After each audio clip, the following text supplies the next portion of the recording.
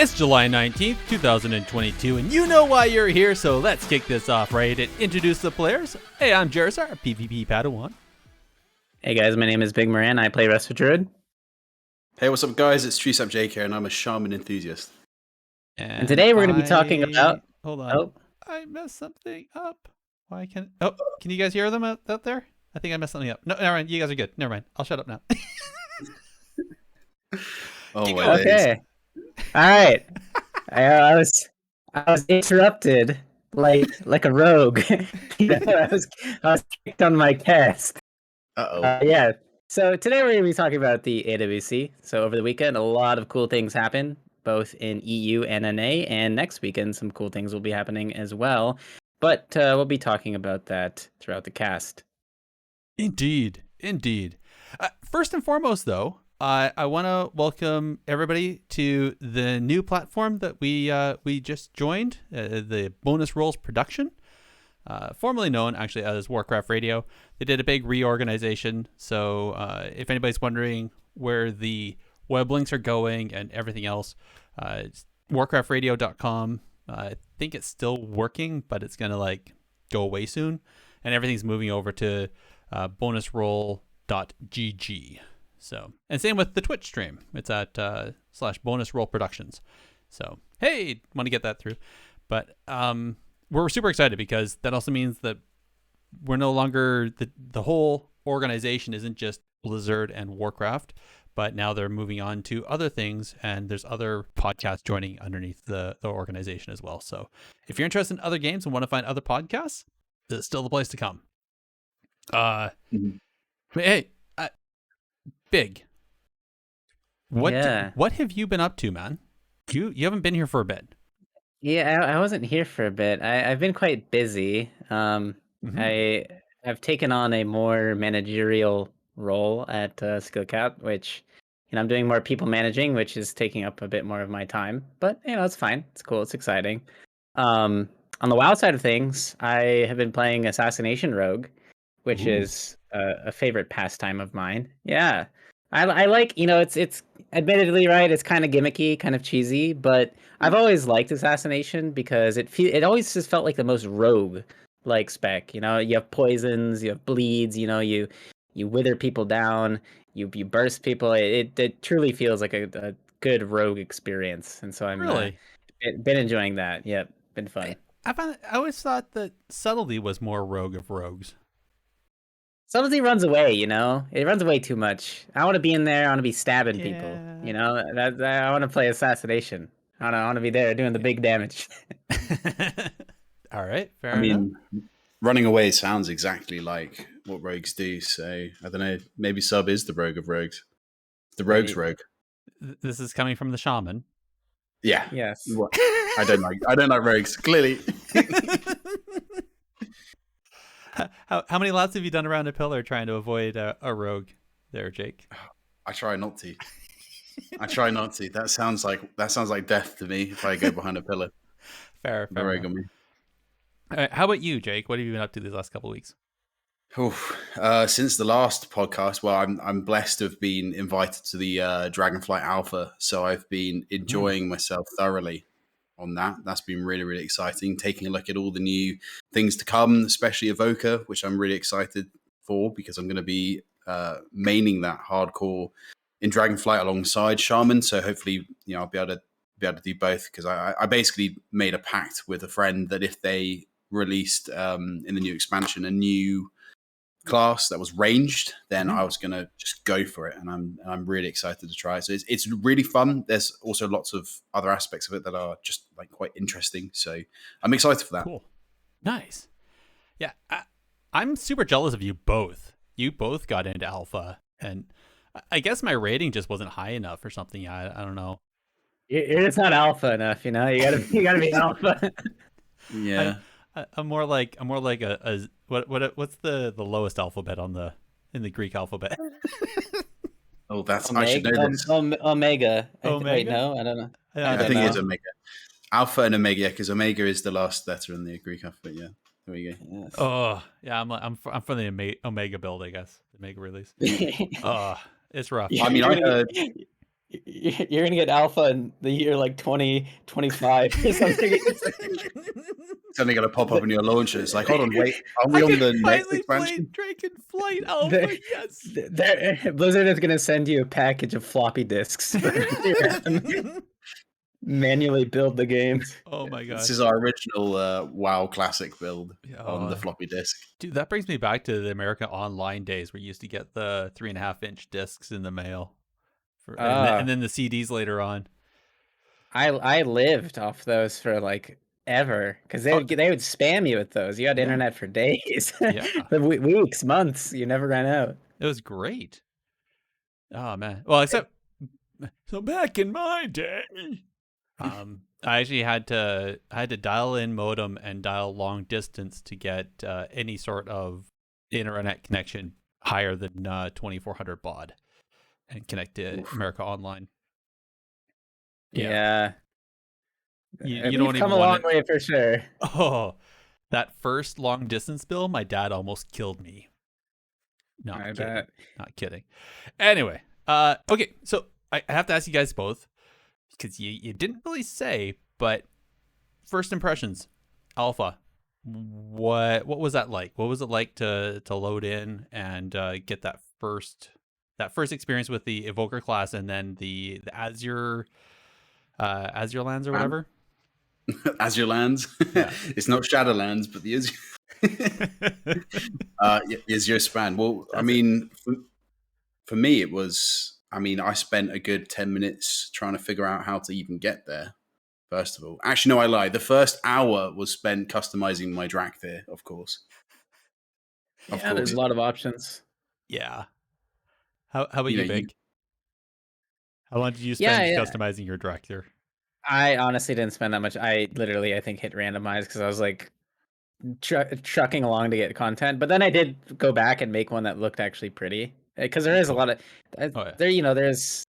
I am no math whiz by any means, but I think there's like a couple like tens of thousands of combinations you can make for the new race. So there's a lot you can customize. The one thing I don't want to like bag on the beta or on the alpha too much, but the one thing I was disappointed in is they changed like the interface options again. Like the whole, when you press escape and you have the list of options, it's been changed again, and it's so hard to find things. It's always just a little adjustment, like trying to find like an interface setting. And I feel like, I don't want to sound like a Debbie Downer, but I feel like I got worse again because, they removed a lot of interface options over the years and I was struggling to find some things. So, I hope they kind of make that part a bit more obvious. So is it that those options aren't intuitive where you can find them, or is it just that your brain kept saying, you're going to the wrong place because you're so used to finding it somewhere else?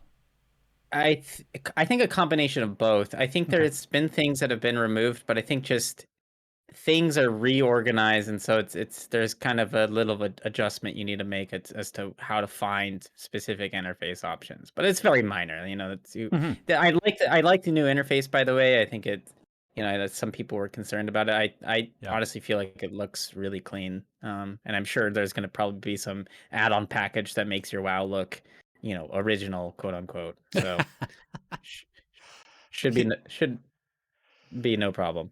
I wonder what that would be called. Download an add-on pack to revert your UI back to classic. That'd just be sorry. Well, I mean, Jake. Yeah, sorry. Go. Pardon me? They did have that for like the old models for like orc and humans. You were able to have it where you had the old sort of style models. At least for a lot of WoD, you were able to do that. I'm fairly sure. I'm talking about the whole UI, not the graphics. Well, yeah, no, I get you. I wonder whether or not they'd be able to. That would actually be able to be a thing. But to be honest, most people have edited the original UI to such an extent now that actually the new Dragonflight one is pretty intuitive and pretty easy and just quite clean. So cool. Yeah. Well, I look forward. So, Jake, you said you're going to be streaming that stuff regularly, and as much as I can. Yeah, and Big, you're going to be using it for YouTube content, right? Yeah. Yep. Okay. For sure. And I'll be watching you guys from the sidelines, Crying. crying. Crying. You know, I actually heard a rumor that apparently they won't let Warlock players in the alpha. Don't know if Really? That's not nice. That's not nice. I mean, just a rumor I heard. So, you know. Just a rumor. All right. Well, I guess so. On my front, there. So, being summer and being everything else, I didn't get in nearly as much game time as I wanted to. Plus, and I'm spending some quality time with the wife. She got me into. If you guys watched the 9 Perfect Strangers show on Netflix at all? No, I haven't. It's pretty cool. I'm not gonna lie. So that she got me into that. So there's some evenings where it's like, do I slam myself into looking for group and put myself through some pain of Mythic Plus, or do I watch a show with my wife? So that was a pretty easy call on my part. Yeah. And then on Saturday and Sunday, while I was watching, most of Saturday and half of Sunday while I was watching AWC, I hopped into the Brawl and maxed out the honor on my 2 tunes so that they're 15k honor sitting there ready for season 4. Oh, that ended today, right? Yep. And Oh my! I completely forgot about that. I'm so mad. No. That's okay. Rookie errors. So honestly, so while the comp stomp is really good for farming honor, and shout out to all the people. I was having a fun time. I made a little macro. I was like spamming it. Hey, if you like, check out my podcast, Technically PvP, into instance chat. And there's a few people who are like, oh hey, yeah, we know you.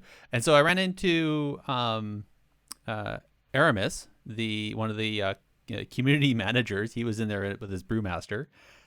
And I ran into another Vagstad. He was a DK. So I told him that we're gonna be talking about DKs soon. So he was like, yeah, check this out, and this tip and that tip. So it was pretty cool. So having some interaction. But now that it's over, I think it's my understanding that the best way to actually farm honor right now will be solo queue. So when the comp stomp's not up, that is the best way. Solo shuffle. Yeah. Sorry, the solo shuffle brawl queue. I see. Whatever. Yeah. Okay. Nice. Good to know. Oh, Mortai. Yes, you're late again. Yeah, I think a solo shuffle is definitely the best way for you after comp stomp. Like you can get so much from just doing that. Yeah. And of course, another big thing is the fact that we can send Cosmic Flux to ults. Yeah, is that now? Yeah. Okay. I've been doing it. All right. I didn't know that. It's nice, but I still think honor is the one thing that would be the nicest thing to send to ults probably. Or I mean, you can kind of send conquest, kind of like with the boxes. You get pieces. So, but that's RNG too. Like yeah, it is. I had the worst luck on my rogue with those boxes. I got that, that one cloak that has like crit and mastery or something. Oh no! It's only one of the versions. It's the only. Why does that exist? No one knows. Who knows? Whatever. It's like a choice. It was like, I bet you there's someone there. Like there was one dev that was like, you know what? I think the PvP community deserves to just get I don't know, just like some like a piece of coal in your stocking at Christmas, and it's that crit mastery one that's just there. It's just there it serves no purpose. No one's ever going to pick it. It's just there to be annoying. I mean, who would? I thought monks would. Windwalkers.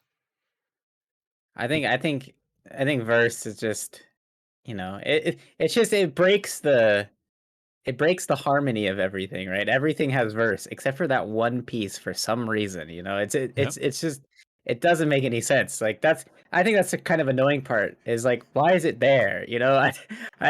It's just confusing whenever that pops up. It's just there to be annoying. That's it. Exactly. Like I don't necessarily want this, but if it's an upgrade, sure, but I'm gonna replace this at some point. But Hmm. anyway, See, I thought that was actually for like some people that want to do a crypt mastery build just for funds. You know. Uh, yeah, But it definitely would. what do I know? But yeah, I think you're right. Is that there's always that one piece. The one piece you never need is the one piece that you get like 4 or 5 of. And you're like, yeah, why? Yeah. All right. yep. Well, in that, now that we've hammered that through, let's hammer out some need, greed, and pass, and move on to the rest of the show. As soon as I find the right button to click, because there we go. This likely won't be a clean fight, so keep your distance, eh? I'm having the worst the worst time with the UI and everything today. I was so discombobulated. Anyway, hey, it's need, green, and pass time. So again, as always, we're gonna. It's my turn actually. I'm gonna pose some choices, and we're gonna talk about what we'll need, what we'll greed, and what we'll pass. And as always, you folks live, join us in the chat and tell us what you think. And for you people that are listening to us after live recording and on the road or at work or whatever, tweet us, email us, or hop over to our Discord and get in there and let us know what your thoughts are. So this one I'm actually stealing from Twitter, a little post AWC conversation. People were talking about, there's always that thing where when a comp shows up because it's really strong, we see it really often. There's always a conversation of like, well, what can we do for the meta, to help toss up the meta so it's not always the same comps or not always the same whatever. And so people again started talking about bans. So I'm going to talk about bans. Why not? So for bans, for any sort of a tournament, let's say AWC specifically, what kind of a ban would you like to see? Would you like to see a ban in the comps? So people can actually ban Turbo, or they could ban Jungle. Do you want to see a ban on classes? So actually ban out a mage, so nobody can pick mage for that round or for that series.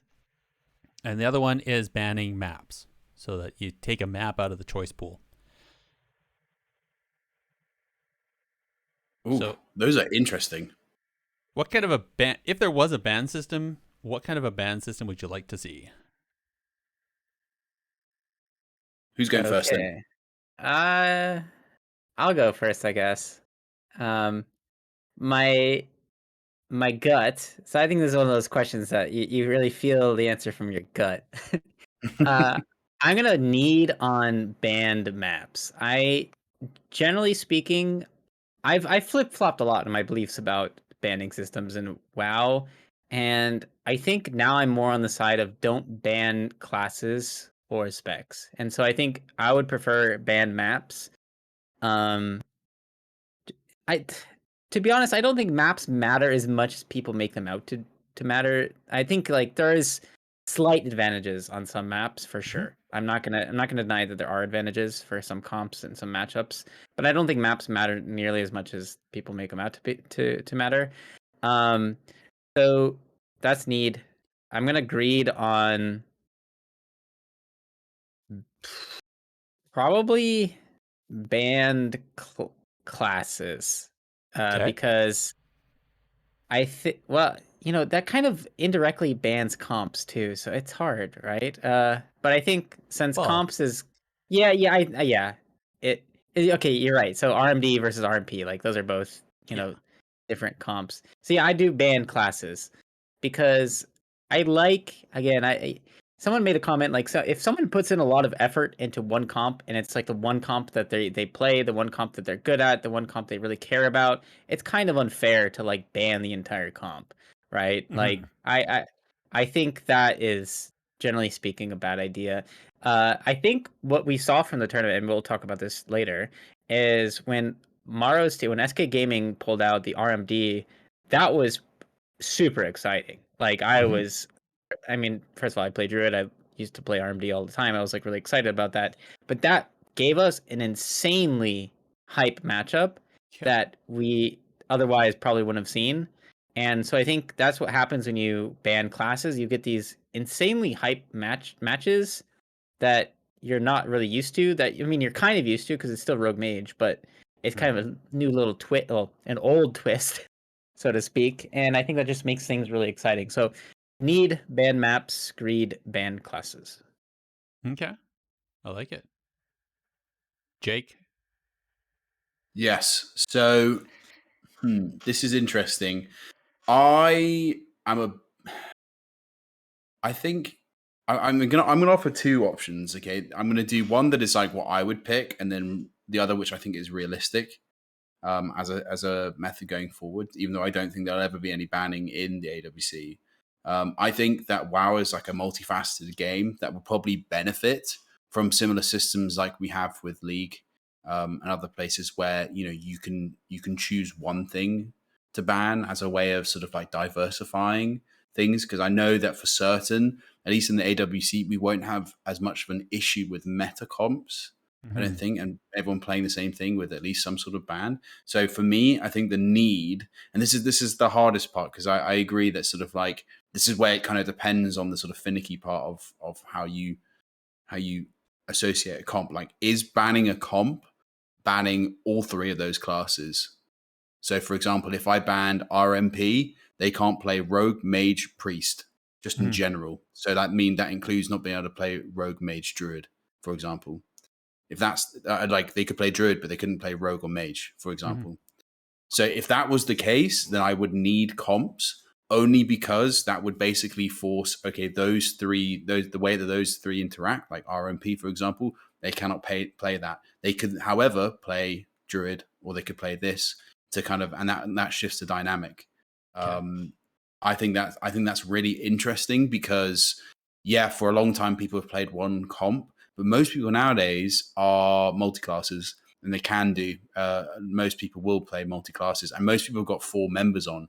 So if you ban one of these comps, at least then someone else can step in, and there's another team, another comp, another choice to go through. That kind of like basically increases the skill cap or skill ceiling of the AWC. So if that's the case, then yeah, I would need comps.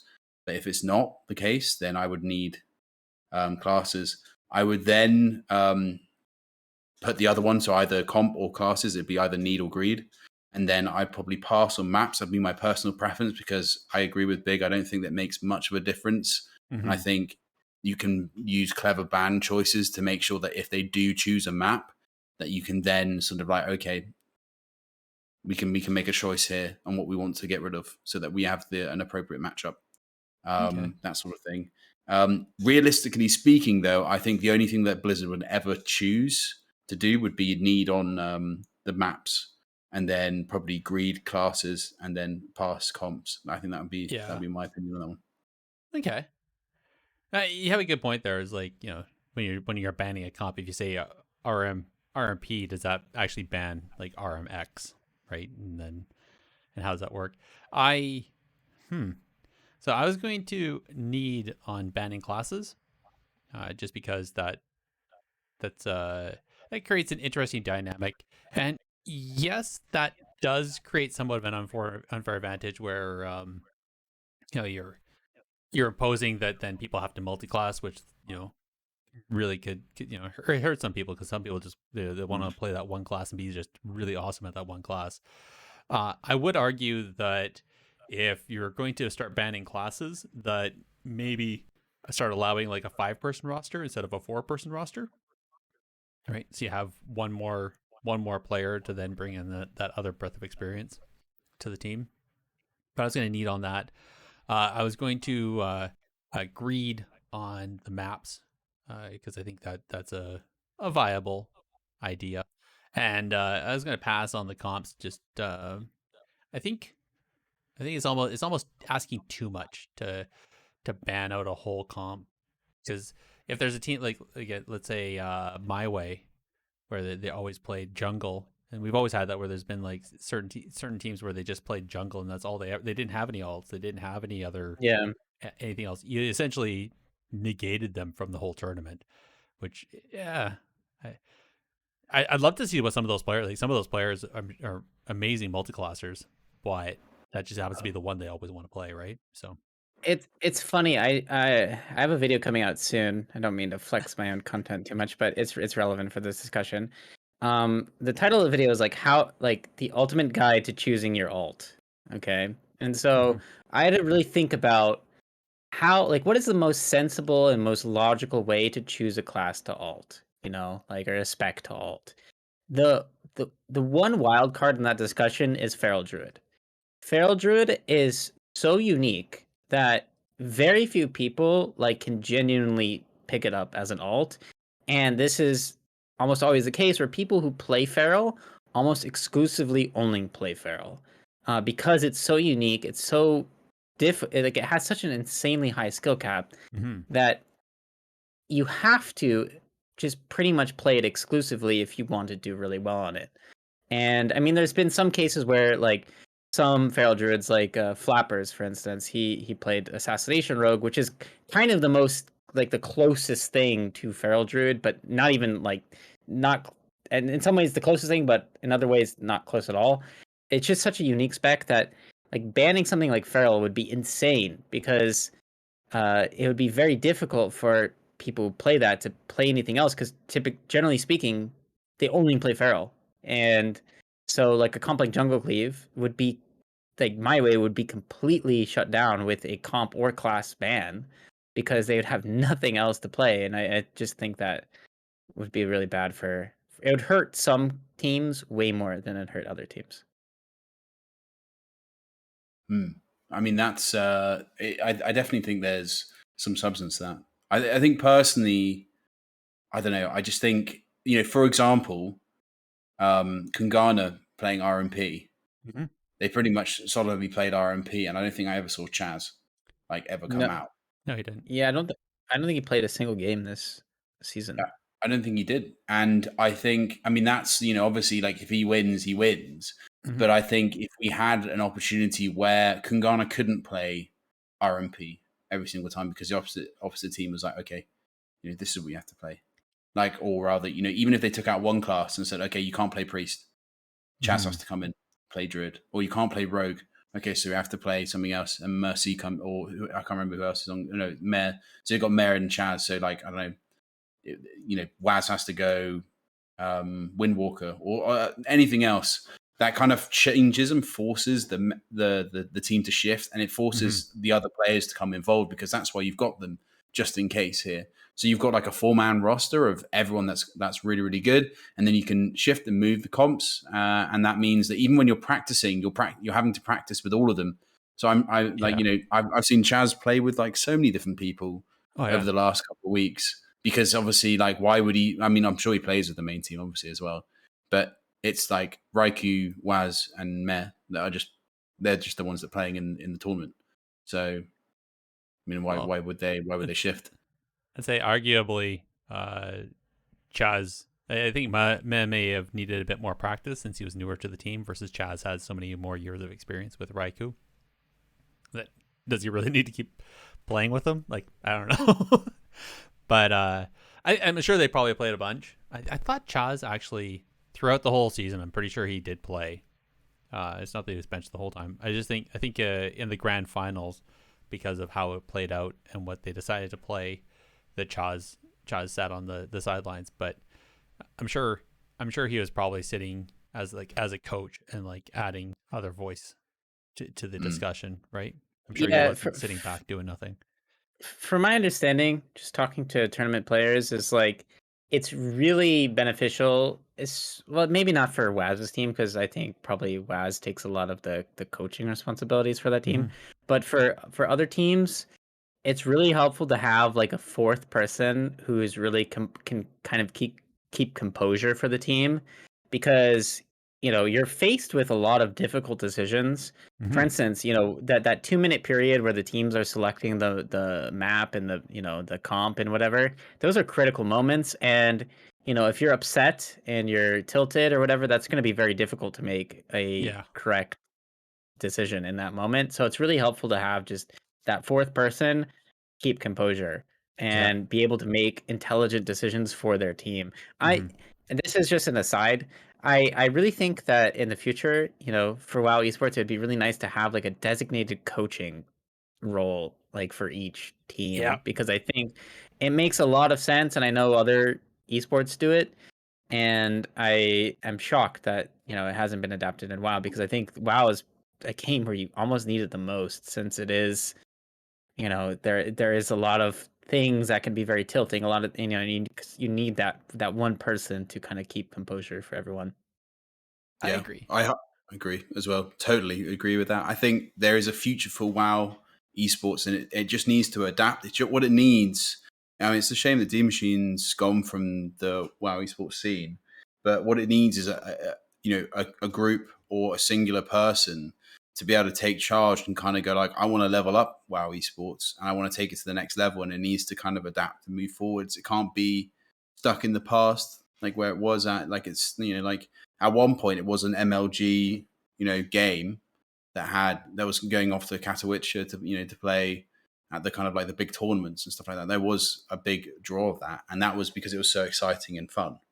But now it just needs to move forward. Like it's a game that's been out for a very long time and has a great format. Now I think the AWC, at least in the last 4 or 5 years, has really stepped this game up in terms of like the aesthetic and how it looks and how it communicates cooldowns, how it communicates sort of like how the camera shifts and pans across the arena, and the commentary is always fantastic from the usual casters. They're very, very good, and I definitely want to talk about the guest casters as well, because they were fantastic too. So I just think it just needs to level up and needs to get to that point, and whether or not it just adapts, taking some of the other, I suppose, formats from other games like League, like Dota, that are very, very successful, and kind of implementing them into that format. I think that will really, really take it up. And maybe I think coaching, I think potential bans, even if it's just map bans, that honestly for me will be a step up to a point where, okay, you know what, the RMP wants you to play hook point or whatever, and you kind of ban hook point and they have to choose something else. Kind of like that can be really, really, really useful to you, or at least in the later stages of a match. I'm sure it can be applied that way, but even then that will be more exciting, because people won't be kind of doing the same boring drawl of, okay, they're just going to be playing RMP every single game. People will have to adapt, and that in itself is more exciting personally for me. I mean, that's a big thing for League as well. Hey, I want to bring this up, and I hate to delay us from talking about the subject, but the thing that's interesting to me is there's so many maps, right, in WoW, and they're all tournament legal. You can play on any of those maps, and of course, there's some maps we rarely see, right? Mongabala. Like, yes, you rarely see that one. And there's some maps that I think generally people just don't like playing on for various reasons, whether it be imbalances. Would you guys be in support of having, I mean, the map pool reduced, since I don't know how many maps there are in rotation, but the highest you can go in a series is a best of 7. So do you think it's time that some maps get entirely removed from the map pool? Like, I just think that there's got to be some way to standardize a bit, like matchups, and maybe have less maps in general, because I just think, right, there's some maps you don't see at all, and so what's the purpose of having them in the map pool, if we don't see them? And maybe somehow like a map banning system could, like, in my opinion, I think every game should be played in Nagrand. That's because I just think it's the most neutral of all the maps. But I mean, I understand why you need the counter pick. But do you think, would you guys support like making fewer map like removing some of the maps from the map pool, since we don't see them at all? That's an interesting thought. I think it's good to have all of them available, just because they give some options. I just took a look. There's 13 maps currently, though. So I think definitely a ban wouldn't hamper the whole best of 7 at all. Because even if you pull 2 out, there's still 11 maps to work off of. I'm sure there's probably a few that they could retire though, just because I mean they've done that before with some of the older maps where they're like, okay, we're gonna put new ones in, we're gonna retire other ones, and maybe that needs to happen. I know a lot of people don't like Mugambala, but I think that's only because a lot of people don't seem to really like anything that has a major Z axis, and the Mugambala, that big pillar in the middle, does mess people up quite a bit. It's just a little too big. So Yeah. yeah. I mean, yeah. this is what I was saying though. Like, I agree with you, Big. Like, there are way too many maps, and no one ever really chooses the full amount.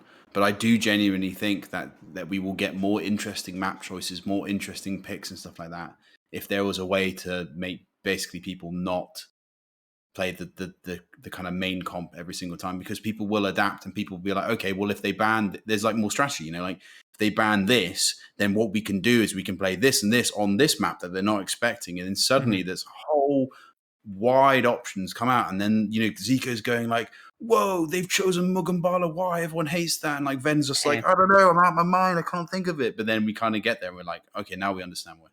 And there's some, it's a tactical thing, and that will make WoW and watching WoW AWC stuff, you know, like we're going to obviously talk about this weekend, but just in general, just the excitement from that will be so much more.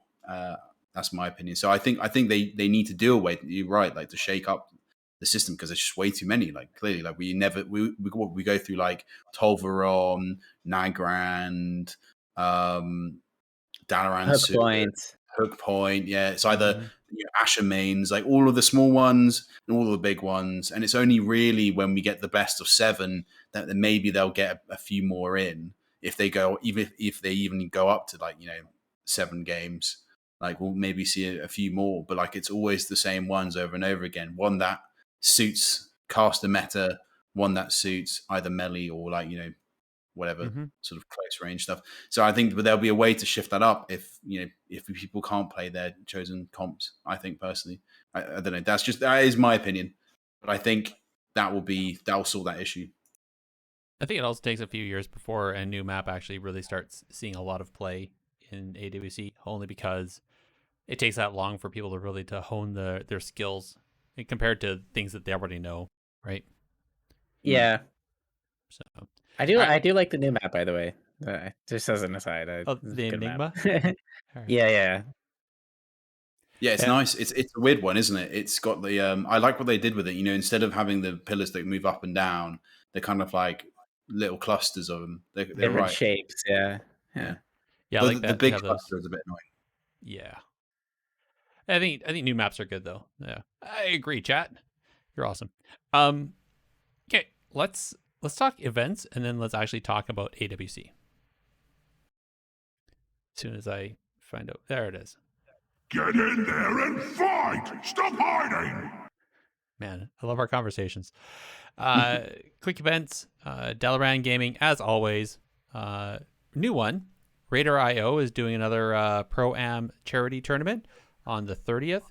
So the signups for that actually just closed. I was a little late on finding out, or for retweeting and putting that into the show notes. So I know I retweeted it last weekend. I'm pretty sure the signups closed last night, and they assigned all the groups for the professionals and the amateurs together. So teams should be notified today. Either way, that's going to be happening on the 30th of July. So if you want to keep an eye out for that with Radar.io, go follow them on Twitter or go over to their Discord. You'll find all the information there, or just go to the website, because I mean, who doesn't go to the website, Radar.io? And with that, they're raising money for charities. So it's right now it's Able Gamers, the Trevor Project, Girls Who Code, and Equal Justice Initiative. So if you want to help provide some money to some of those awesome charities and see some great Mythic Plus runs, this will be a way to do it. Official Blizzard events. Well, we got the MDI Global Finals are on the... those happened, and I forgot to update this part of the show notes. Sorry. So, guys, you didn't delete that on me. Sorry. Yeah. Where's my co-host when I need him? Damn it. Anyways, the next one is the AWC Cross Region Tournament. That's going to be this coming weekend on the 23rd. So if anybody doesn't know what that is, it's going to be the NA versus the EU on the tournament realm. So it's going to be really interesting watching some players try to play with some serious lag and have some fun there. The neat thing, so I know last time we talked with Dopamine, there was conversation about what the prize pool was. Confirmation came through. It's only 8K per team. It's a show up only participation. There's no actual real prize pool. This is just for funsies because it wouldn't be proper to try to give away $100,000 when lag and all those other technical issues are going to be there. So this is only for funsies, but the seeding for it was based on what the outcome was of the AWC this last weekend. So that's a neat one. Yeah. And I like. By the way, I just like you say for funsies. It's like $2,000 for funsies. You know, like, just show up. You know, you get your 2K. Yeah, I wish I could get that for funsies. Yeah, me too. I was just thinking, like, oh damn, that sounds like a good deal. Hell yeah! I think of worse ways to do it. And that's 2,000 if it's a 4-person roster. If it's a 3-person roster, you get more.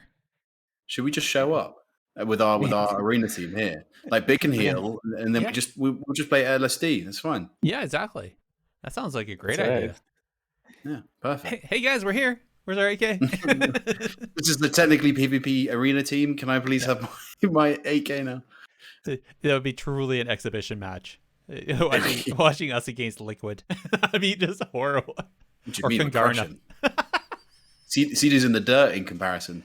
Oh, yeah. We got this. He's evidently the worst shaman. Oh, he didn't even play shaman in the Grand Finals. Well, he's a shaman main. He'll always be a shaman. Yeah, he will.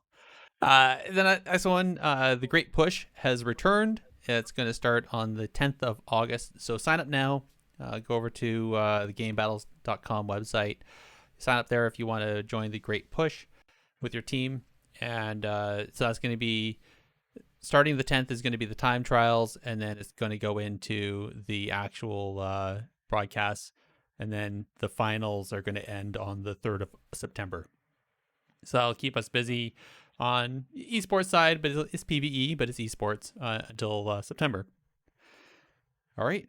That's all that I'm aware of for any upcoming events. So let's actually get into the subject analysis and talk about how the AWC went for all of us in our opinions. I'm gonna light you up, sweet cheeks. All right, Millhouse, tell us what you think about the AWC. No, Millhouse isn't actually here. So instead, okay, so Big and Jake, first and foremost, let's do the EU side. What are your highlights? What was the thing that really jumped out to you on the EU Grand Finals side? I think I'm going to say Big first because I know you probably have some points there. So unfortunately, it would have been that I think it was Game 2 is on Tolvaron Arena when SK Gaming chose to play RMD into Congarna, and it was the most perfect depiction of healer balance in World of Warcraft currently, and in a very tragic way. It was a very exciting matchup because SK Gaming was on point the entire game. Raikou was getting just pummeled by Zeepai. Zeepai was playing out of his mind. Maro was playing out of his mind. Asgrath was playing out of his mind. And they just had complete control over Congarna the entire time. And what happened was they forced block, they forced cauterize. They finally procced Pod Tender from Raikou. And I don't know how the pod survived. I don't remember if it got guardianed by Meh. But it was like so depressing that they had so much control and they were just dominating the match for like 80% of it was a very long game. It was like I don't know how, say it's a 10-minute game. I don't think it was 10 minutes, but it was probably in that ballpark. 10-minute game. They had control for 8 minutes of that, and then they lost. And I was like, oh my gosh. You know, it was the RMD versus RMP. Like, I'm an RMD like fanboy. That was my comp that I got rank 1 playing, and it was like, oh no. And Asgrath, that game had a drink, I think twice. He slipped away for drinks. Med didn't have to drink once, and it it was just like so depressing, in my eyes, to see like the rest of Druid lose this matchup that is like already pretty difficult, and they were at like the doorstep of victory, procking the pod after forcing block and cauterize, and they just couldn't finish it. And it was like, oh no, oh my heart. And so that was definitely for me like the highlight of the tournament. I'm glad that I'm not saying I was like disappointed that Kangarna won. I definitely like that team a lot, but oh my gosh, it was a bit of a heartbreak seeing that game too, just from a Druid point of view and an RMD point of view, because I think they were playing out of their mind. They were. Just as a point, 13-minute game. It was a 13-minute game that they played, and they lost to that. Yeah, and I honestly, no joke, I honestly feel like they are in the driver's seat for 80% of it. Like they had like full steam ahead. It was a bloodbath, and they just ran out of steam, and it was like, oh no, no, oh poor Morrow, poor Asgarath, poor Zeepai. I'm sure they probably were frustrated. I think, was that the one where? No, I think it was another one. But all right, Jake, how about you? What was your highlight to EU? My biggest one was Kungana losing to CGN. That for me was really insane. The TSG choice into the RMP and then winning was incredible. I was really impressed. I thought that for me was like just I love Shamans, but DK is my second love. Death Knights are my second love. Like I really love playing them, and just seeing them kind of bring out the old king, the old TSG, to actually win against arguably the best RMP in the world.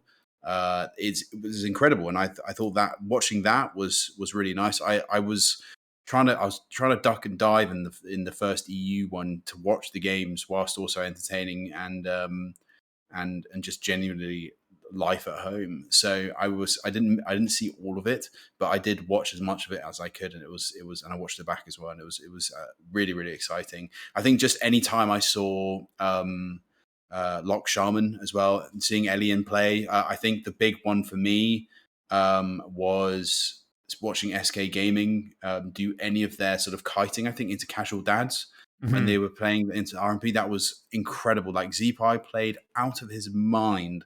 Watching that guy just kite them around effortlessly whilst being top damage was a real pleasure to watch.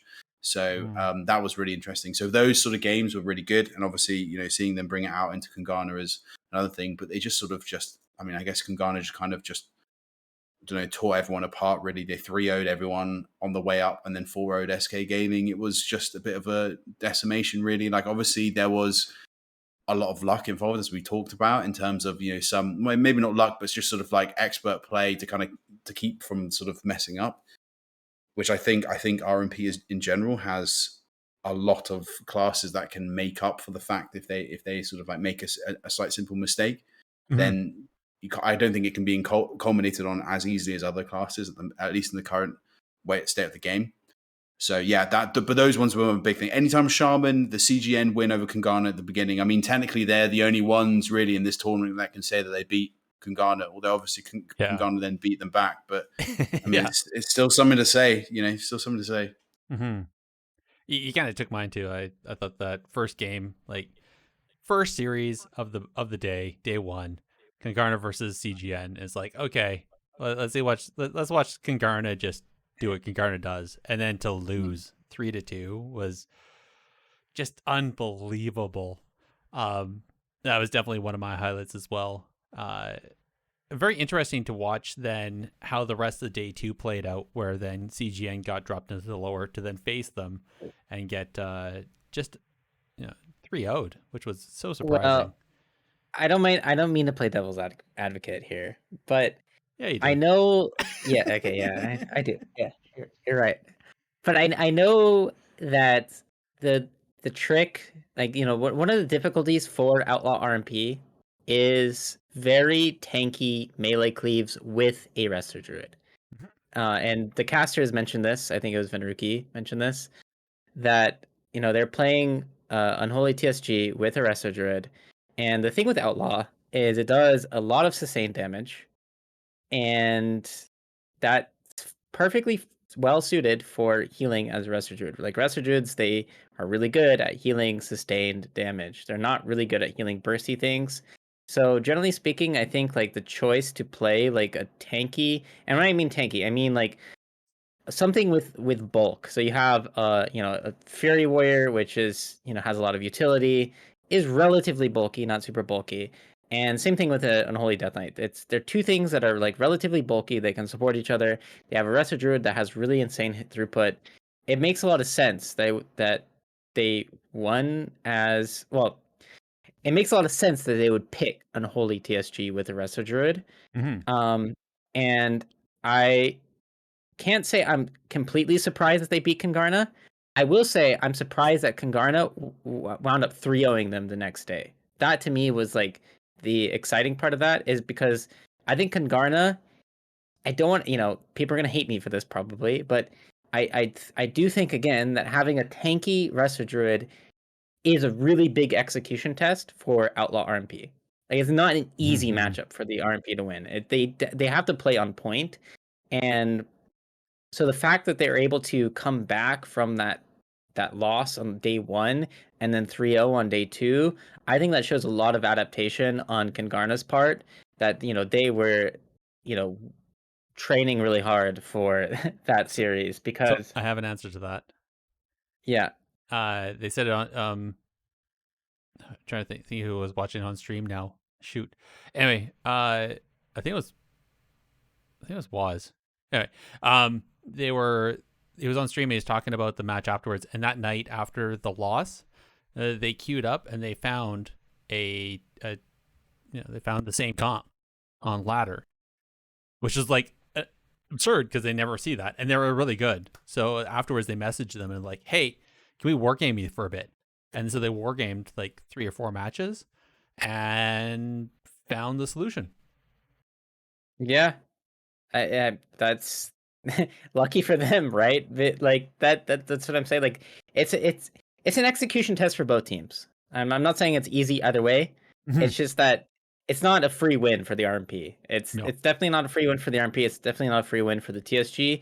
And I think for most RMPs, for 99.9% of RMPs, that's going to be a difficult matchup, and it's going to be a losing matchup. But it just shows how good Kangarna is, that they're able to beat a team that on paper should soft counter them. That I think that shows a lot of adaptation for them. And so yeah, I was very surprised to see how well they came back from that initial loss on day 1. Were any of you guys surprised the casual dads tried to go toe to toe with Kangarna in RMP? No, but I was, to be honest, I was expecting more of the toe to toeing the RMP, but it's like what we said earlier. It seemed like everyone knew that RMP was the strongest, and everyone was trying to figure out a counter to the RMP. And then it got to a point now at this stage, at this point in the tournament, where everyone knew that there was a counter to RMP, so people were trying to counter the RMP counter. And that's what it felt like to me. A lot of the games, especially in NA, which I'm sure we'll get on to, that felt like it to me. Whereas I think in EU, it's very clear that we're a very strong RMP team. And then, no, you go. Oh, sorry. I was gonna say, and if you ask anyone who plays RMP, like they'll tell you that the mirror matchup is so volatile. Like playing the mirror is you can have, for instance, I was talking to Maro, and he told Maro is obviously arguably one of the best players in Shadowlands, and he was telling me that he thought the best RMP in the mirror was not Waz's team. It was that team that wasn't even in this tournament. It was that team with I think it was Next was the name of the priest. I don't remember what their team name, what their team was, but he thought they were the best team at the RMP mirror, and that's just because the RMP mirror is so volatile. It like anything can happen in the RP mirror. Like in theory, Casual Dads could beat Kungarna 3-0, you know, if X, Y, and Z happen in each matchup. You know, it's such an explosive fight that it can go either way. And so yeah, I'm not surprised that Casual Dads tried to mirror Kungarna because honestly, yeah, as I just said, it's if you ask the people who play RMP, it's such a crazy weird matchup and nothing really honestly makes sense. And so, you know, you can't really script things like you can in other matchups because you have like, you know, right, there's that analogy people always use, the unstoppable force versus the immovable object. Well, Yeah. what do you have what happens when you have two unstoppable forces playing against each other? You know, that's what an RMP mirror is. And so who knows what's going to happen? Yeah, when both Exactly. teams are perfect, that team was Bugs, by the way. They were Bugs, yeah. They were fifth out of the circuit. So Yeah, Mara believed that they were the best at RMP mirrors in EU, which is, you know, Wow. that goes to show how crazy that matchup can be. yeah, that's a pretty high praise in my opinion. All right. So I guess from day 1 to day 2, I know I'm going to speak personally for myself. I saw what CNG had done, or CGN had done. I was really hopeful for them, and then watching, essentially, you know, now we move into the winners final, or the first game. It's CGN versus Kungarna again. It's like, oh crap, this is going to be amazing, and it ends up being just a complete washout. Which, well, not a complete washout. I downplay that actually. I mean, yeah, it was 3-0, but there were 8-minute, 9-minute games. They went well into over 20% dampening. Like it was, there was some solid gameplay there. Like, but clearly you can see that Kungarna had found the solution. It was just a matter of getting to that spot. And then moving into Kungarna versus SK Gaming, I don't know about you guys. I was really expecting a bit better, if you will, and not just. I feel bad by saying that, but it's just really surprised that, you know, the first match, it was a 3-minute game. Like Kungarna just like dismantled SK. The next one, like you said, the Tol Varan was a 13-minute game, but then after that again, it was just like 3-minute sub. I was really surprised. I thought SK Gaming would have done a little bit better. And I feel bad for saying that because I love the players. I love watching them play, but it just felt like they switched over to, again, you know, the RMP mirror. In that case, the RMD mirror. But it just felt like they weren't practiced enough or ready for that mirror, and that they just kind of, I don't know. It felt like kind of a comfortable pick that just was not the best solution. And I know that kind of goes against what we were just talking about, like, you know, but. I think that loss in Tol Varan was the dagger in the back. Like the series was lost after that game. You know, if you play a 13-minute game, you're winning 80% of the time, and you lose, there is literally no worse feeling. Like that is like one of those situations where, unless you have the most godly mental game possible, like you've already lost at that point. Like that's just how I perceive that matchup. And that's not to take away from, you know, I'm sure the effort they put into the other games, but that is an enormous like mental hurdle to climb if you play a 13-minute game and you're winning it the entire time and you just wind up losing. Like that is an impossible ask to try to recover from that. So I really think that game 2 was the end of, you know, that once Kungarna won that, it's like, okay, the series is over. Like there is no recovering from this in the mental game, and you've just lost. Yeah, that's valid. I wonder if they're playing LAN, if somebody had gotten up from the crowd and talked to them, if that would have made a difference. Well, yeah, or if, again, as I said, as I mentioned earlier, like those 2 minutes are very critical.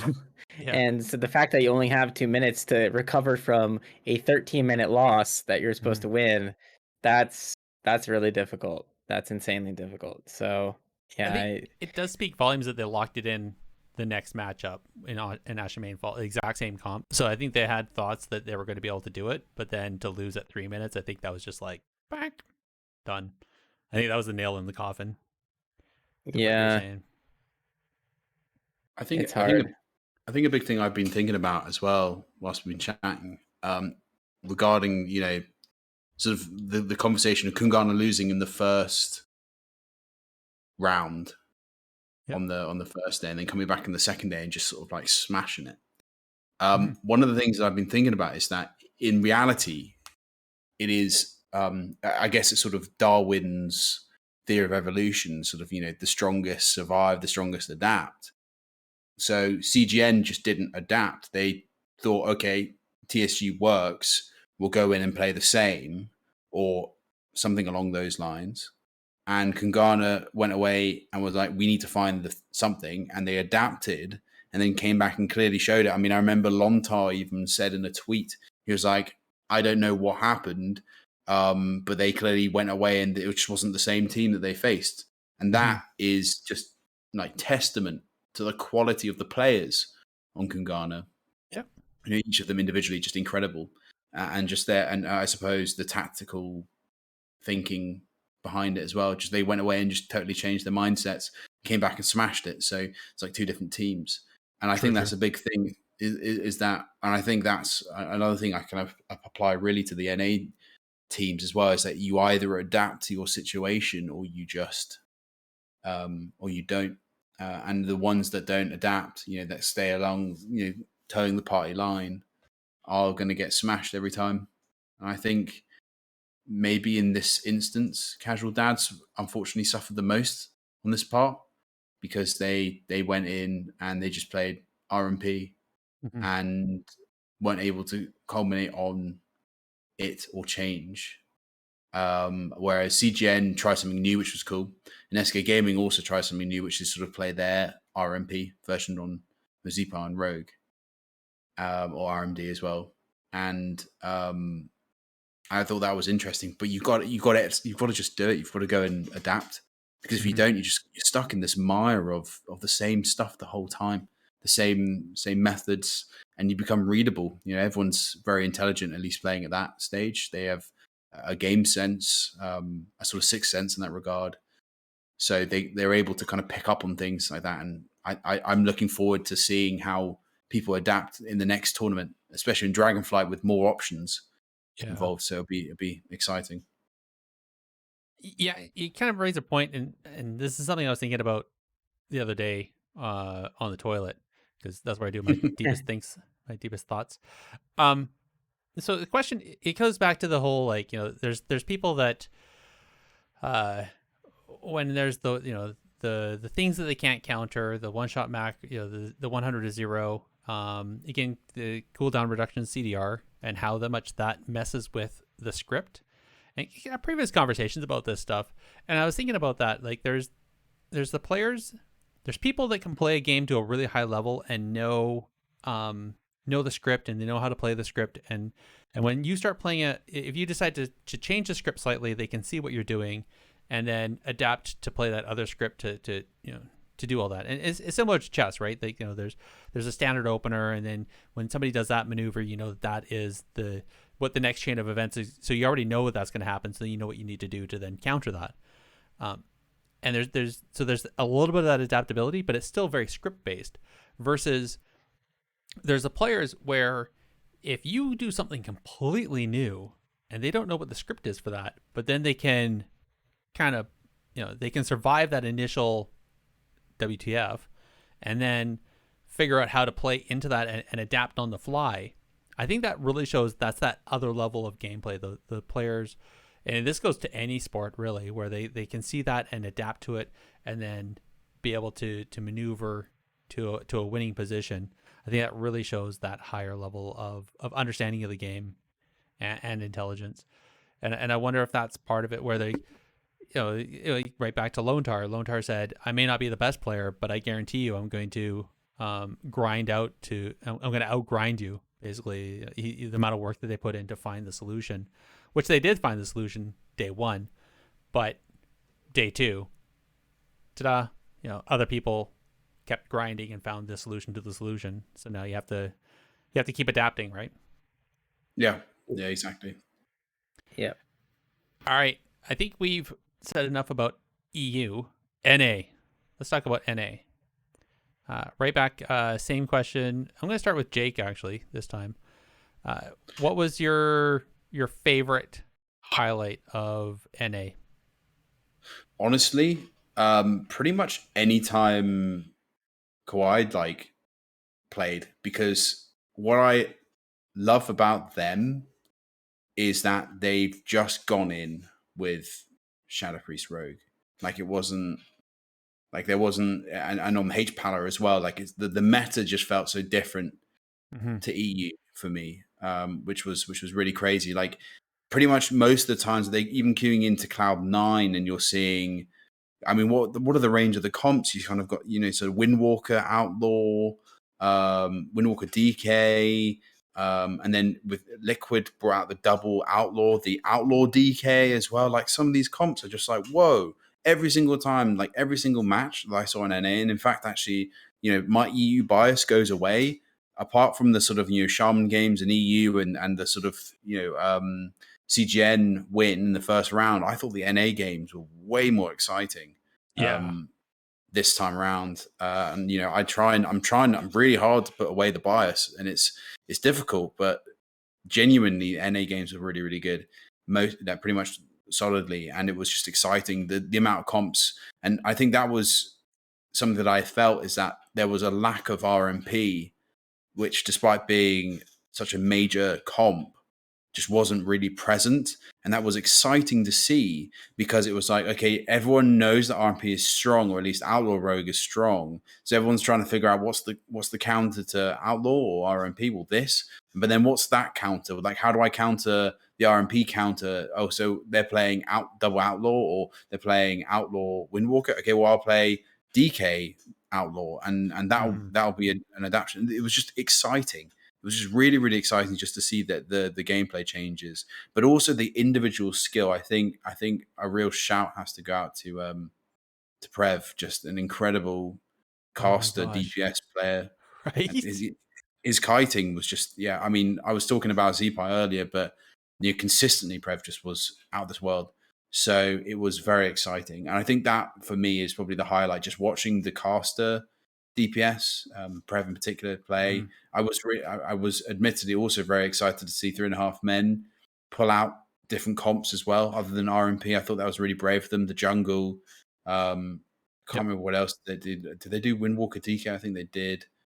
I don't know, Windwalker DK, Outlaw DK, something along those lines. I can't remember exactly, but it was just very impressive. Like, I thought the range of comps was exciting, and this is what I was talking about earlier with bans. I know I've gone on about that, but just the range of comps that kind of came out from different people to try and find a solution was awesome, and I loved seeing that, and it just felt really, really exciting to see people, that rather than being like, oh, he's an incredible rogue player. It's like the old saying about Snuts, like he's just an incredible player in general. You can pick up any class and smash it. So for me, that was, I guess the summary can be just the range of comps that I saw in NA just made it, the whole thing, way more exciting. Love it. What about you? What about you, Big? Yeah, I thought NA. I think there is a lot of more exciting series on NA day 2. I did kind of. I felt a bit bad for Sidu, Sidu's team Why? going and losing, losing 2-3, and I thought that matchup they had was definitely an execution test in a tournament. Like, it was Windwalker Outlaw Rogue that they had to play against, and that's the thing with Windwalkers, right? Is they're a glass cannon, and they die really easily. They have to kite a lot, of course, but at the same time, they just have enormously dangerous front-loaded damage. So you can't really afford to make mistakes on either end. But I think kind of like the stress is on Sidu's team to not die to that.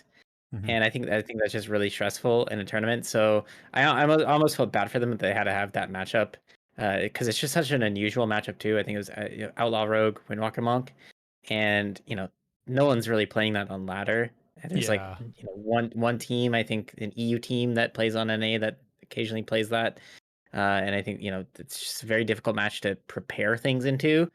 I would guess, but Yeah, I think Kawhi is like really proven to have a kind of a formulaic approach to the game, and I think that really helps in tournament. And I think like it's nice to see Rogue Shadow Priest do well in tournament because I Yeah. really like that synergy between those two classes, and I think they play that comp incredibly well, like to the point, and I think that a huge part of their success is just how well they've kind of cemented that hybrid DPS melee healer synergy.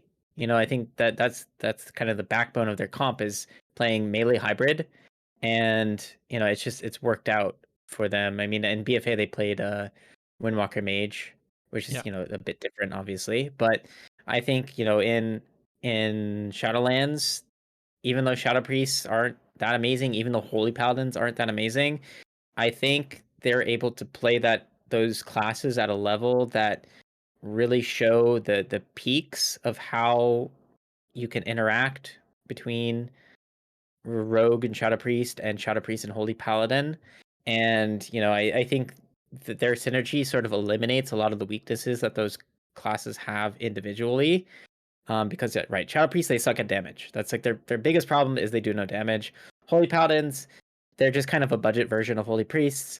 And so you really need to play on point to make those classes work together. And of course, Outlaw Rogue is kind of weird right now. It's kind of a jack of all trades. It does a lot of things. And so I think just the individual skill level of each player on that team combined with their synergy is sort of unmatched on NA.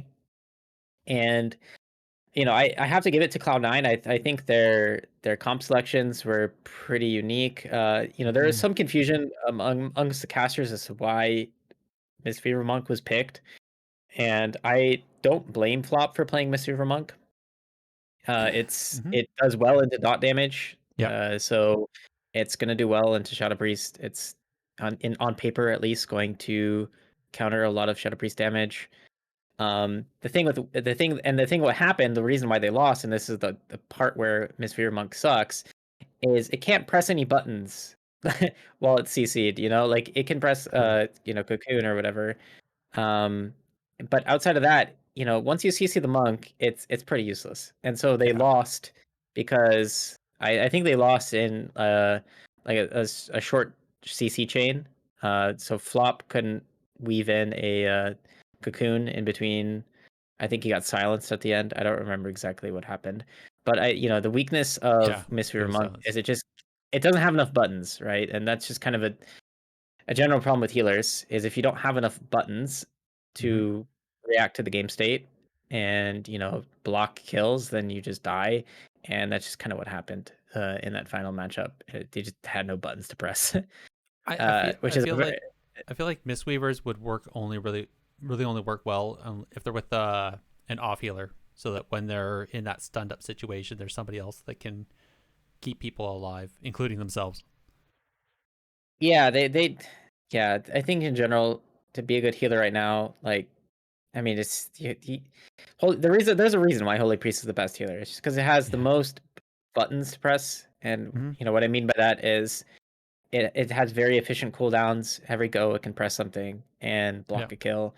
Mistweaver Monk doesn't really have that. It's really a healer that's focused on high sustained throughput more than anything else, which makes sense. Playing that into Outlaw Shadow Priest makes total sense. But the moment you're caught in a long chain, it's you're useless compared to other healers. So yeah, I think wasn't necessarily a bad choice by Flop. It makes a lot of sense on paper. It's just the weakness of Mistweaver Monk kind of came out in the final moments of the game. And it's not to take anything away from Kawhi. It's just that it's click. Mistweaver Monks almost had a showing in this tournament, but not quite. Almost. It was impressive though. It was impressive to see him come out for sure. Yeah. I'll say so my two highlights, I'll give two. Watching Team Liquid with the demo lock. Like, not even Sam I Am's main. Like, he put in a lot of work to do that, and he did extremely well playing the demo lock. I think that was a great highlight. Just again, talking to the strength of the player, talking to the strength of these people that are willing to put in that much work to learn something new and take it to that level successfully was amazing. And yeah, definitely the end, just the Cloud9 versus Kawhi, watching Cloud9 where they started in the whole road to AWC this year. With the roster comp, the roster changes that they had to do, and how rough the first couple cups were until they kind of found their, everybody kind of synergized and everything, and then moved on to now, like going toe to toe with the NA champions. I think this is the fourth time they've won, right? And Cloud9 went toe to toe and almost took the crown from them this year, which I think was just, as a whole story, was just amazing. So that was my highlight. I think otherwise, I guess again going the same thing, watching the comp differences, seeing the number of outlaw rogues, I was like almost everybody played an outlaw rogue. Yeah. I kind of wish that there was, and who was it? I can't remember which matchup it was, but I remember Venruki was saying that he's like, outlaw's good, but assassination would almost be better for this reason. And there's a couple comps. Yeah, I see what he was saying though. It's the same thing as Windwalker. I mean, it's like almost a carbon copy, right? Like Windwalker and Acid Rogue are just these explosive, like volatile. They will one shot you if you do not react to them. Like, so, in a tournament setting, that's Russian roulette, right? That is like, okay, we are either gonna win or lose in 3 minutes. And so, Outlaw Rogue is not Russian roulette. It's the exact opposite. It's like, well, everyone's gonna be bored, but at least we won't lose instantly, like there's no chance we will lose instantly. So I think that's kind of the decision making that happens there. I mean, when you have $30,000 on the line, right? What do you do? Do you play Russian roulette and gamble, or do you go for the safe bet? Yeah, exactly. But I mean, I see where he was coming from. I like that mentality, but getting players on board with that is an impossible task, I'd say. Well, I guess it depends on how gambly they want to be, right? So it's yeah. Hey, I just told you, I've been playing Acid Rogue. I'd play it in a tournament if I had ever had a chance. Like, I'd have a blast playing that. Well, and if you want to talk about gambling, Blizzo did that back with the TSG, where he switched from Fury, because that wasn't true TSG. It was Fury that they were playing with DK, and then he switched over to Arms, which was interesting because then he didn't have the self heals, and then that's ultimately that was his downfall. He ended up dying because he didn't have self heals. Yeah, I mean, Arms Warriors has slightly more utility with Duel and War Banner. I think that's what they're just trying to do there. Yeah. Yeah. They're just trying to get more throughput, but in the end they end up dying because, it is what it is. I don't know. I guess I'll ultimately, I think with 3.5 Men, I loved the fact that they did try their bread and butter. They tried to do they tried to do RMP directly into Kawhi, which was a little bit hard. But then seeing some of these interesting comps like the enhancement and assassination rogue. Like, when was the last time we saw that? I think the last time it was when Rich Campbell was still casting. So that was like 3 years ago. It's definitely a while. I was pumped. I was like, whoa, enhance. Yep. Like Acid, like we've seen enhance and outlaw before, but enhance. I mean, yeah, it was an interesting pick. I feel like the bait, I suppose the bait there is that you've got the enhance that does a lot of self-healing. I just don't think it's got the throughput though, the real damage. You know what I would have liked to have seen? I would have liked to have seen Ellie, and this is again no bias or anything, I swear. bit of Elias or even Ellie Outlaw. I think that would have worked out totally fine because with the way that the amount of damage that Ellie can put out with random proc chance and just spreading like flame shocks and everything like that, you can absolutely just like monster damage someone with a 8-second, 7-second kidney or whatever. That's crazy. I think that would have been interesting, but again, I don't know. I suppose it's just the off healing that Enhance has that makes it quite an interesting comp. Maybe, but then they're playing with a Holy Paladin. It's not like Holy Paladin doesn't have throughput issues that they need off heals. True. I No, guess it is true. In a stun, maybe that you want somebody off heal because you only have you only bubble so many times and trinket sack. So, I mean, Enhance has got some mad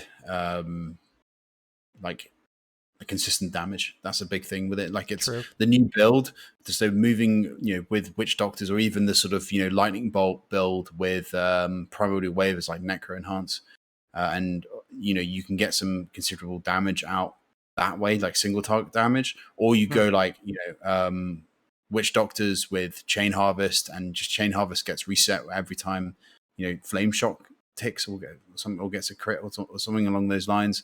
Like it just there's a lot of stuff that kind of moves in with how it works, and it hits really hard. Like they've got some big burst damage and some big consistent damage, like Elemental Blast and the way that the conduits work. It's crazy. So I can see why it works. I just feel like Ellie would have been scarier if, let's say, they don't need the off heals. I don't know. That would have been my pick.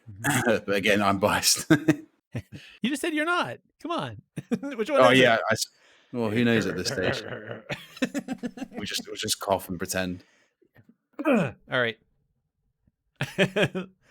Let me clear my throat. All right. I guess.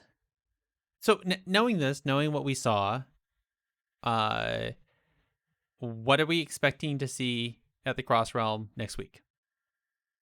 Are we expecting to see more RMP? Are we expecting to see some TSG similar? Like, do you think? Here's a question: do you think the players are going to put that much effort into trying to win, knowing that there's not actually a prize pool and it's just a for funsies?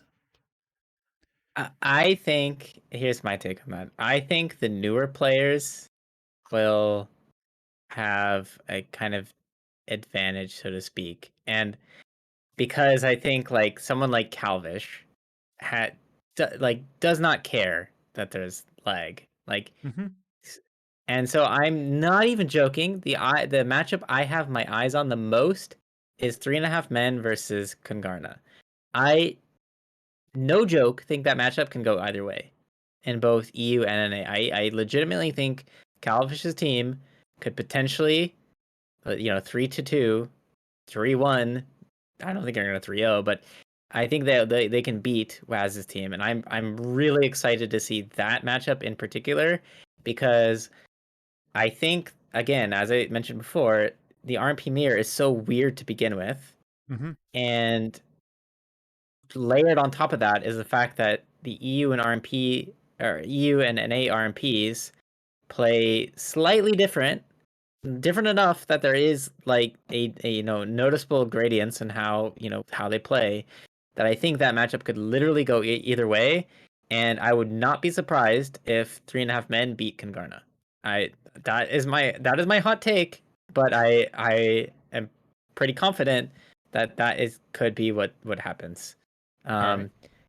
Again, it depends on a lot of things too. Like probably there's going to be some nerves, maybe on the side of 3.5 men, but Yeah. I would not be surprised if they at least take a game off Kungarna, and I would not be surprised if they beat Kungarna. So that's the matchup I'm excited to see. I mean, that is the hottest of takes. That would be insane. I mean, for me, it's I think personally, like my excitement would be to watch Kawhi into Kungarna, like the top best two teams in the two regions duking it out. That for me is insane. That's the thing I've missed really since the lands have stopped. So yeah, and sorry to interrupt, but what's interesting too is like there's a lot of like all the matchups on like the first games are all really interesting series. Like to be Yes. honest, Yeah. like Cloud9 versus CGN. Do you know what that reminds me of? That reminds me of Sea-Doo, like so, or I'm sorry, SK versus Team Liquid. That reminds me of like Sea-Doo versus with the old Space Station Gaming. Like Right. there's kind of two, SK is kind of has like a they have some dampening comps in there that they could run, and Mm-hmm. but they do have the RMP, of course. I think there's just a lot of there. I'm very happy of the round one. You guys Honestly, keep I think stealing my shit. any of these series in round one can go either way, in my opinion, which is crazy. I know. That's mine. I am so stoked to watch SK versus Liquid. Yeah, Like, that's gonna be up like that's gonna be top bar for watching and just hype. I think that's gonna be the best of them. Oops. Sure. Ouch. What else is there? I think you're right that 3.5 Men, like they're definitely the newer kids on the block. I think everybody else pretty much has enough history that is like, yeah, whatever. But I think 3.5 Men definitely they probably feel like they have something to prove. I'm not sure. Like I guess like there's Meh. I don't think Meh really has anything to prove. Perhaps I think he feels that he's done that, although he's kind of new to the whole thing.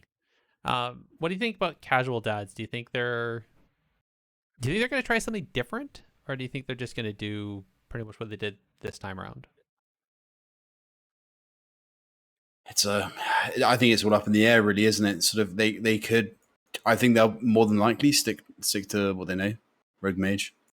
Yeah. I think that's probably going to be how it goes. But you just never know with these sort of things. I think it'll be most people will make a decision as they go. If it doesn't really matter, they'll play for fun. They'll play whatever they want. I think personally, I think the biggest thing really is to be able to say who is the best team as much as you possibly can, with the lag included, at least in an online sort of setting. Between NA and EU, and I think most people will use that. That'll be Twitch chats fueled for the next sort of like year, going like, oh yeah, EU, whoever wins is better than the other one, and that's just the fact. Look at the last tournament. It's like everyone's like, well, what about the lag and the ping? It was like, well, that doesn't matter. Then the whatever, and it's just that's what's going to happen. It's just that's all that's really at stake here. True.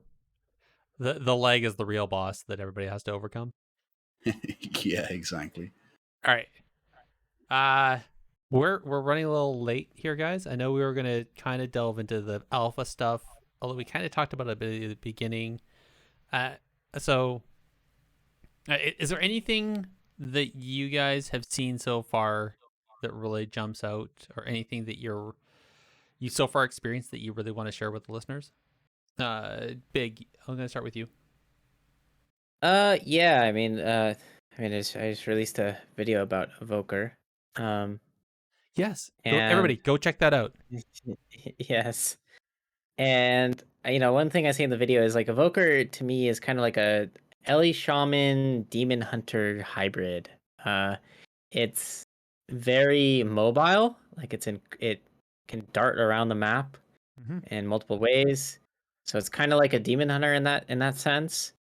But it's also like a shaman because it generally is kind of close, close quarters. I think the long spell range is limited to 25 yards for most of its casted abilities, so it's generally going to play pretty close, and it has some off healing, it has some utility, so it's pretty unique. I don't, it's hard to say how well they're going to do in PvP because that limited range I think is a bit awkward. But I'm not gonna, count them out immediately. Like the thing with Resto Shamans is Resto Shamans, they're a healing class, but they generally play like in close quarters melee range, and they do fine like that. So I'm not gonna count them out. It's an interesting unique class for sure. I didn't get to see the preservation side of things too much, but definitely the devastation evokers they feel very interesting and unique. Yeah, I wholeheartedly agree. One of the big things that I liked about them, from having played loads and obviously talked about this in my own video, is just how fun they are to play. At least so far. Obviously, things are so up in the air at the minute with the alpha. Like it's such an early build, that anything could really happen with it. But my feelings are very similar. I do feel at home playing the class, which is obviously because shamans have that similar sort of like damage. Like there are AoE and single target builds that are really interesting, and there's just choice that you can play on Evoker. I think they'll have to tune it at some point because the damage that you can put out at the minute is pretty crazy with certain abilities. But just in general, just its utility is amazing. All I could think is there's an ability that allows you to put a 3 second, 4 second slow that you can spam. Like you can spam that, and that's and it's an ability that builds up your stacks as well, or like rather it builds up. I suppose A buff, yeah. Buff, that procs basically a lot of your damage, or just your ways to get damage, sort of like making abilities free from using the sort of build the spender of the class, and that's really cool. Like it means that in a close range against double melee, like Evoker is going to be strong, like a strong AoE just in general, and then this I think has this really cool single target as long as things don't change, but I think they will. So I'm excited. I'm glad to be on the team that can help influence at least some decisions, or at least sort of like offer some guidance. But where they go with it, I guess, is up to them. But it's definitely a really cool class, and I think if you like Shaman, and you like ranged characters, you're gonna enjoy it. I do think they should probably up the yard range of its casting. Like I don't personally think 25 yards is a good range. I think maybe put it up up 5, like put it up to 30 yards would make the class feel a bit better, both in PvE and PvP. Like that, it would be more affordable. But then I don't know whether or not that would make it insanely OP, because it just has a lot of stuff to it. But we'll see. That would be my advice. Change the range at least up to 30 yards for most abilities, and that would make it feel a lot better. Okay.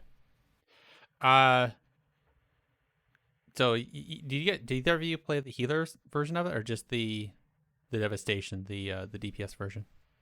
Just the DPS. Yeah, me too. Okay. Another quick question. Talking about, so listening to what you're saying, I mean, like that, some of that sounds a little OP. If let's say it didn't change, would you see like some PvP tuning on that? So it's like, the 3 second slow isn't a full slow, or that it has diminishing returns or something like that. Would you see? Or the thing I think will definitely be changed is they have an ability I think called Oppressing Roar, which increases the duration of crowd control on the target by 50% for like 10 seconds or something. Yeah, so I don't think that will go live in its current version, or at least I think it'll probably have some sort of PvP modifier on it, because that's just, I mean, obviously that's insane, like increasing the duration of CC on a target by 50%. I mean, granted, I think it's like a 1.5-minute cooldown, maybe a 2-minute cooldown. So, but that's pretty nuts. So that's one thing I wouldn't be surprised. Watch somebody just sit there and die. Yeah, pretty much. Yeah, and the other thing that seems potentially a bit too jarring, but maybe this is part of the design, is they have an ability called Hover, which is one of their main mobility spells, and it launches them forward and then gives them a movement speed increase. So it's kind of like a charge. It's like a Demon Hunter Fell Rush almost. They Fell Rush forward, but then they can cast while moving for 10 seconds or so when they have it up. So that's, I think, going to be the annoying thing about Evokers, is they can cast while moving.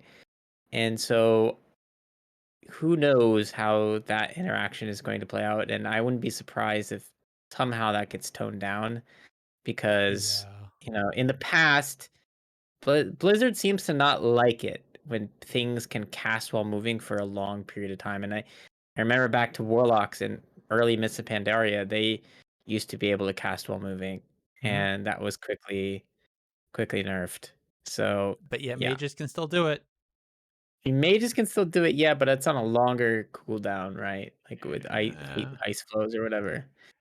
So What about Scorch? oh yeah, who presses Scorch? I don't know what that ability does anymore. Listen. The real question is, am I wrong? And the answer is no. All right. But yeah, it's true.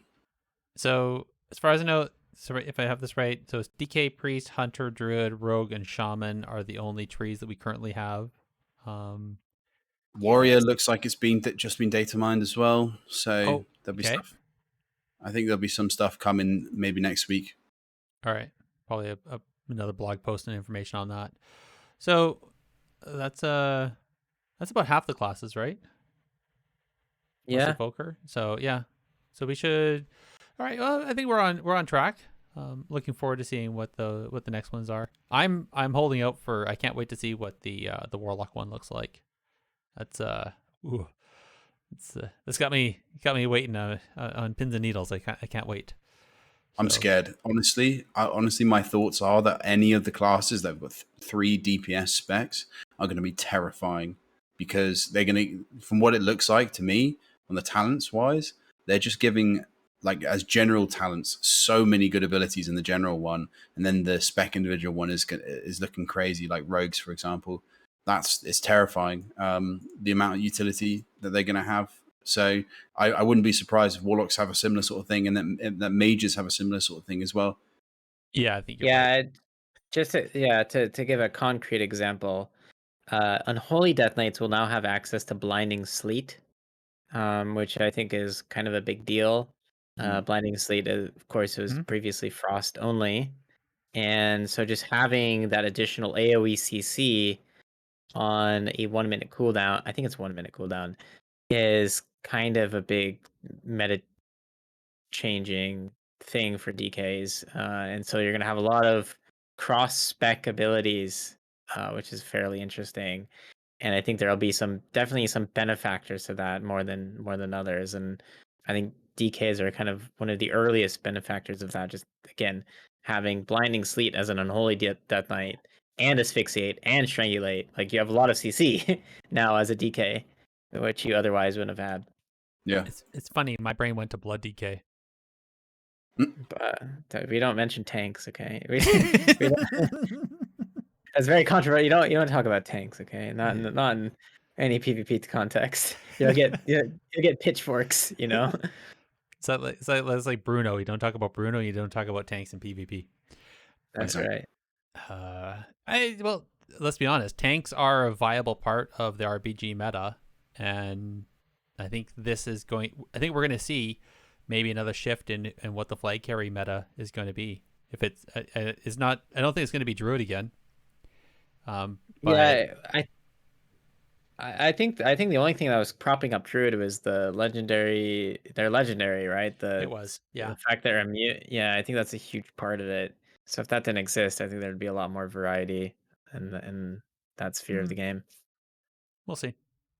All right, let's do the news and get out of here, and then let everybody get back into the game, I guess. All right. Who ordered up an extra large can of whoop ass? I am fumbling over my words. All right, into the news. Jake, can you start us off? Yeah, so Oasis has been having, which is obviously a big, wonderful community, has been having micro keystone races, and that's, I suppose that happened on the 11th of July. So big congrats to Team Floor POV, which was Tactics, A-Turtles, Magic Nugget, Malu, and Sim Vival. I hope that I didn't butcher your name too badly then. And obviously a big well done to the community for raising 1.3 thousand. Hold on, I can do this. $1,310 for Gamers Outreach. So that's honestly incredible. Yeah. Sorry for laughing. No, it's very, very early or late for me here. So my brain is a sweaty mess right now. The Armed Forces Dungeon Clash on the 17th of July. Congrats to the US Army Esports. I have no idea about that one, but that sounds interesting. That's crazy. Yeah. So Yeah. that was this idea of a person. They basically created a community for a bunch of armed forces to do a basically MDI style. And so there was the U.S. Army was in it. I think the U.S. Coast Guard. I think there's a team from the U.K. I think the Royal Air Force as well. And I want to say there's a few others. But yeah, it was all these teams of basically armed forces people. So down in the States, though, is they actually have like full on esports organizations within their forces, which I think is amazing. Dope. Yeah. So, all right, Big, do you want to finish off or carry on with the rest? Yeah, so the MDI Global Finals ended on the 10th of July, so a week prior to the AWC. Congrats to Team Echo for their narrow win. I think probably for most people, Echo would have been the favorite to win that tournament, and so fate should have it that they wound up winning. And then of course last weekend was the Grand Finals for the AWC. So congratulations to Team Kungarna and on EU and Kawhi on NA for winning respectively. Very exciting. That's what this whole podcast was about pretty much. So congrats to them and looking forward to the cross-regional tournament happening next week. Indeed. There were some hot fixes that also went through. I think the only thing that was really big item for us, which we already talked about, was the pouch of prodigious wonders, which allows you to trade your cosmic flux. So I just need to read the show notes and remember that, so the next time when we talk about it, I remember that instead of going, I didn't know that was alive. That was silly of me. That's okay. Other than that, I think the rest was pretty much PvE stuff. There was one PvP thing which looked like a bug fix for Rogue's Outlaw that prevented True Bearing from granting an additional half-second cooldown reduction to feint and evasion when modified by float, like a butterfly, when spending their combo points. So I guess that was actually bugged, so really that's actually a buff because it started working properly, which is interesting. But the other one, we talked about it also. Alpha's out, lots of information. Go make sure you subscribe to TreesapJake's YouTube or watch him on Twitch. And Big, you're doing all your stuff through the through the Skill Capped YouTube, right? Yeah, we're looking to push out a lot of alpha content Cool. in the next few weeks. Yeah. All right. So if anybody hasn't, go subscribe to all those channels and make sure you catch all of the content that's being produced by those guys. Because yours truly is going to be sitting on the sidelines and crying like before. Another piece of news came out today. There's an experience buff that the Blizzard team has put into place. So if you're a newly returning player, you see season 4 coming around the corner, you're really excited, but you still have only a level 50. Well, guess what? They added in a 50% experience buff only on retail. Classic, you have to wait for your own thing coming down the street. But in that one, you can sign up or get back into the game, and you can level super fast up to level 60, which is great because once you reach level 60, you're still going to have, especially if you have no other main that's already reached max level, you then have to go through getting all the way to Renown 80 while you build up all your conduits and farm a whole bunch of honor. And you just missed the comp stomps. Now you have to go through solo queue and farm a whole bunch of honor in order to get enough gear that you can actually be viable in PvP. Oh, note on that, just a reminder, if you queue up to solo queue with less than item level 259 gear, you get scaled up to 259. So that's important as well. Nice. Yeah. I mentioned that because I was chatting in one of the brawl comps and somebody didn't know that because they were afraid they were just going to get stomped. I was like, no, you get scaled up. You just get stomped less. So Warcraft Radio, like I said, Bonus Roll Productions. Go to bonusroll.gg. That's where you're going to find all of our stuffs. That's where you're going to find, again, the podcast directory that we always talk about and everything else. And I just realized I'm stealing the thunder for up ahead. Shout outs. Jeez. Jake, what's your shout out, man? Oh, you know what? Actually, I'm going to have to, speaking about that, I'm going to have to shout out Bonus Roll Productions for giving myself and Big the opportunity to get in on the alpha and give everything a try. The opportunity has been awesome. It's just been really great to kind of get in there early and be one of the first as well to get in there with all the bigger, which is well-known content creators as well. It's been awesome. So shout out to them. Shout out to everyone involved in Bonus Roll Productions. It's just been fantastic. So thank you so much. Yeah, that's awesome. Big. Yeah, I mean, shout out to the WoW esports team. I think the quality of the production has just gone up and up throughout the years. Mm-hmm. And, I think they're constantly looking for ways to increase the production of the quality of the production. So I think, huge respect to them. I know there's a lot of hardworking people that are involved in that. So always looking forward to what's coming around the corner. So shout out to the WoW esports team. Awesome. I'm going to shout out you, Big. Thank Oh. you for producing those awesome interviews. Love those videos. Awesome shoulder content throughout the AWC leading up to and during the Grand Finals. And just giving us a glimpse into some of these players that love to watch. So big shout out to you. I know you were working with Guy there. Yeah, thank you. I appreciate it. It was definitely an opportunity that I could not pass up. So that's what They're honestly great, though. They're honestly great. Yeah, I'm really happy with how they all turned out. So I'm glad. Thanks, guys. You're welcome. Welcome. Well, I think you guys have talked way more than I have, so I'm just going to do this and say, if you want, you can contact us directly at technically_PvP on Twitter, or you can email us at technicallypvp@gmail.com. You can tell I haven't done this for a while. Don't forget to head on over to the Warcraft Radio Discord, which is now the Bonus Roll Productions Discord.